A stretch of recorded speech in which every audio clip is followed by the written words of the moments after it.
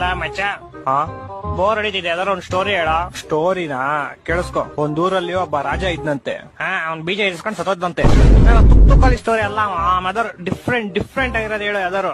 ಡಿಫ್ರೆಂಟಾ? ಹೇಳ್ತೀನಿ ಕೇಳಿಸ್ಕೊ. ಈ ಸ್ಟೋರಿ ಹೆಸರು ಸೈಕ್ ಸ್ಟೋರಿ ಅಂತ.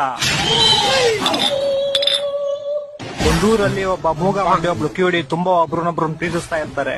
ಮೂಗ ಸೂಪರ್ ಆಗಿ ಆಡಾಡ್ತಾ ಇರ್ತಾನೆ. ಮೂಗ ಹೆಂಗ ಆಡಾಡ್ತಾನೆ? ಲವ್, ನೀನ್ ಸುಮ್ನೆ ಕೇಳಿಸ್ಕೊಳ. ಮೂಗ ಯಾವಾಗ ಆಡಾಡ್ತಾನೋ ಕಿವಿಡಿ ಅದನ್ನ ಕೇಳಿಸ್ಕೊಂಡು ಓಡ್ ಬರ್ತಾಳೆ. ಕಿವುಡಿ ಹೆಂಗೋ ಕೇಳಿಸ್ಕೊಂತಾಳೆ? ಲವ್, ನೀನ್ ಸುಮ್ನೆ ಸ್ಟೋರಿ ಕೇಳಿಸ್ಕೊಳ. ಲವ್, ಒಂದ್ ದಿವಸ ಹಿಂಗೆ ಮೂಗ ಆಡ್ತಾ ಇರ್ತಾನೆ, ಕಿವಿಡಿ ಕೇಳಿಸ್ಕೊತಾ ಇರ್ತಾಳೆ. ಇಬ್ರು ಪ್ರೇಮದಲ್ಲಿ ಮುಳುಗೋಗ್ಬಿಟ್ಟಿರ್ತಾರೆ. ಅದನ್ನ ಕಾಣಿಸ್ತಾ ಇರೋ ಒಬ್ಬ ತಾತ ನೋಡ್ಬಿಡ್ತಾನೆ.